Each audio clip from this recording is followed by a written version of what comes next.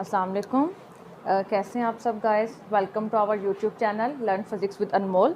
हमने FSc part 1 की lecture series start की है और आज का हमारा टॉपिक है चैप्टर नंबर 2 से टॉर्क। आज हम टॉर्क को डिस्कस करेंगे कि हमारे पास टॉर्क क्या होता है। सबसे पहले हम टॉर्क की डेफिनेशन लिखते हैं।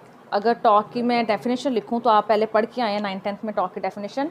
सिंपल हम उसी को लिखते हैं पहले, फिर उसे एक्सप्लेन करेंगे। Turning effect of force, turning effect of force of a body about its axis of rotation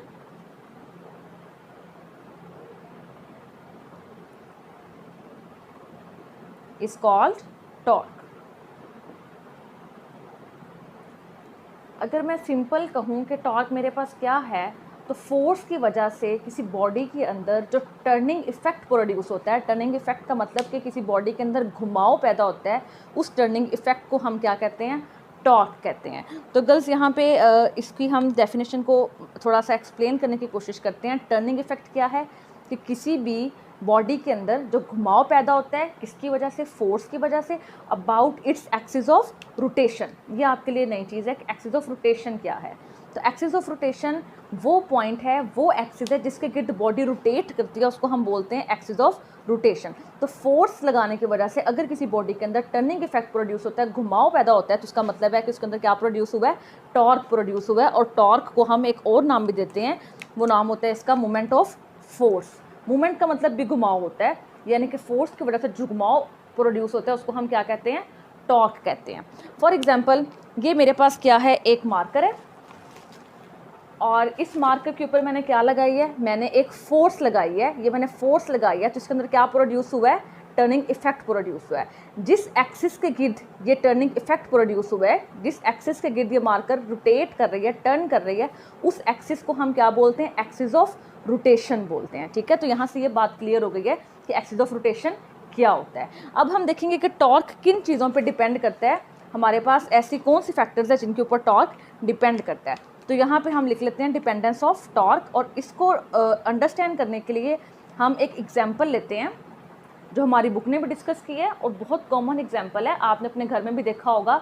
अक्सर हम क्या करते हैं, अगर किसी नट को हमने टाइट करना है या लूज़ करना है तो हम स्पैनर की मदद से, रेंच जिसे बोलते हैं, रेंच की मदद से हम उसे टाइट या लूज़ करते हैं।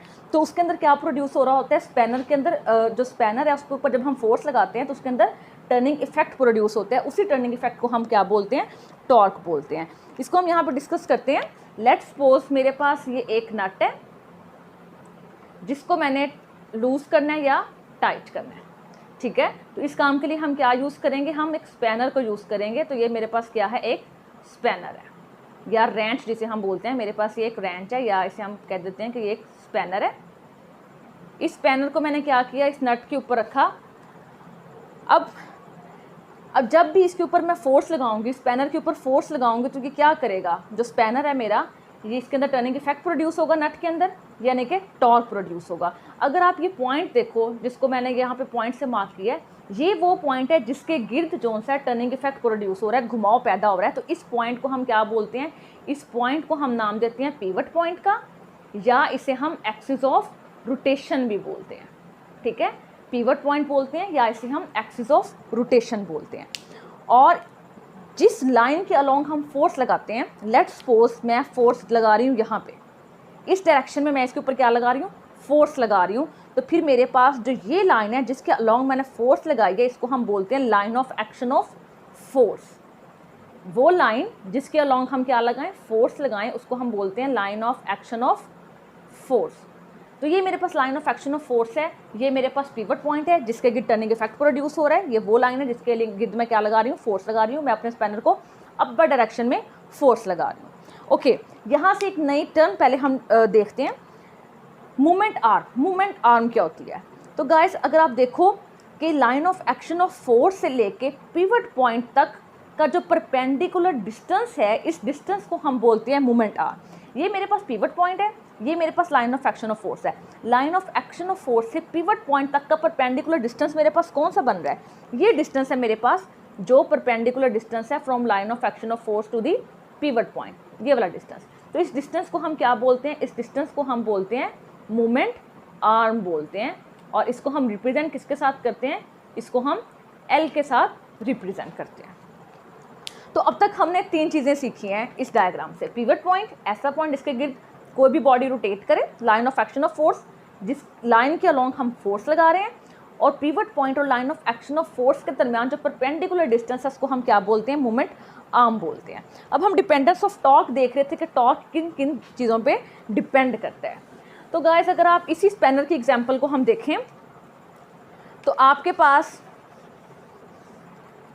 स्पैनर है।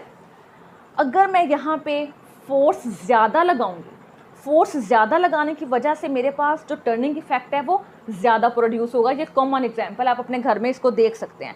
और अगर इसके ऊपर मैं फोर्स कम लगाऊंगी तो मेरे पास टर्निंग इफेक्ट कम प्रोड्यूस होगा। अगर इस बोर्ड मार्कर की मैं एग्जांपल लूँ तो यहाँ से मैंने क्या किया, पिवट किया है, मैंने इसके अंदर टर्निंग इफेक्ट प्रोड्यूस करना है। अगर इसके अंदर मैं कम